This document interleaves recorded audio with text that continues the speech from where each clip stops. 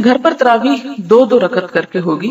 کوشش کریں کہ جتنی صورتیں آپ کو زبانی آتی ہیں وہ ساری کی ساری آپ پڑھ لیں. آپ یہ بھی کر سکتے ہیں کہ ہر 2 رکعت میں ساری صورتیں پڑھ لیں تاکہ آپ کا قیام لمبا ہو جائے. اور اگر آپ قرآن کھول کے پڑھنا چاہتی ہیں تو اس کے لیے یہ ہے کہ ساتھ ایک ٹیبل رکھ لیں جس پہ آپ سپارہ جو آسانی سے رکھ اور اٹھا سکیں. تو قیام میں آپ سپارہ اٹھا کے کھول کے پڑھ لیں اگر آپ کی قرات ٹھیک ہے. اور اگر آپ پڑھتے بھی غلط ہیں تو پھر آپ کیا کریں گے مسکین.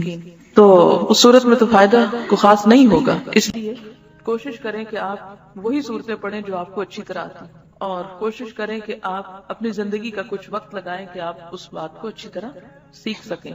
اس میں ایک بات یاد رکھیں کہ اگر آپ سپارہ کھول کر پڑھ ہی رہے ہیں تو آپ کی حرکت کثیر نہیں ہونی چاہیے، کیونکہ حرکت کثیر نماز میں خلل ڈالتی ہے. حرکت کثیر کا مطلب ہے یہ نہیں کہ آپ اس کو کھول کے کھڑے ہو جائیں، پھر ایک ورقہ آگے پلٹیں، پھر پیچھے پلٹیں، پھر آپ ادھر ادھر دیکھیں، پھر آپ بند کر کے رکھیں. یہ چیزیں جو ہیں یہ درست نہیں. نماز کا اپنا خشوع و خضوع اور نماز کا اپنا احترام جو ہے وہ باقی رہے گا. فرض نمازوں کے علاوہ نفل نمازوں میں قرآن کریم سے دیکھ کر تلاوت کرنا جائز ہے. حضرت عائشہ رضی اللہ تعالیٰ عنہ کے غلام ذکوان قرآن کریم سے دیکھ کر نماز پڑھایا کرتے تھے. اسے بخاری نے روایت کیا. صرف خود نہیں پڑھتے تھے بلکہ پڑھاتے تھے. اب اس کا یہ مطلب نہیں کہ سب حفظ بند کرتے ہیں، یہ حفظ کرنا چھوڑ دیں اور صرف آسان طریقہ اختیار کر لیں. نہیں، حفظ کرنے والے حفظ کریں، لیکن پاسبل نہیں کہ ہر جگہ حافظ موجود ہو. تو پھر ایسے میں تو قرآن پاک نماز انسان پڑھ ہی نہیں سکتا. تو یہ چیز چونکہ صحابہ کے سامنے ہوئی اور کسی نے اس کو رد نہیں کیا، اس کا انکار نہیں کیا، منع نہیں کیا، ناپسند نہیں کیا، تو اس لیے اس کا جواز موجود.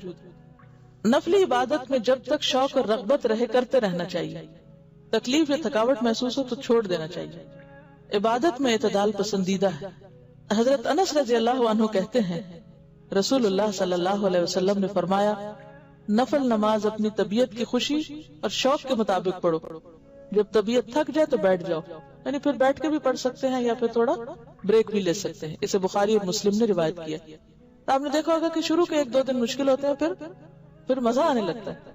حضرت عائشہ رضی اللہ تعالیٰ عنہ کہتی ہیں رسول اللہ صلی اللہ علیہ وسلم نے فرمایا اپنی ہمت کے مطابق عبادت کرو، اللہ تعالیٰ اجر دیتے کبھی نہیں تھکتے جبکہ تم عبادت کرتے تھک جاتے ہو. اسے بخاری اور مسلم نے روایت کیا.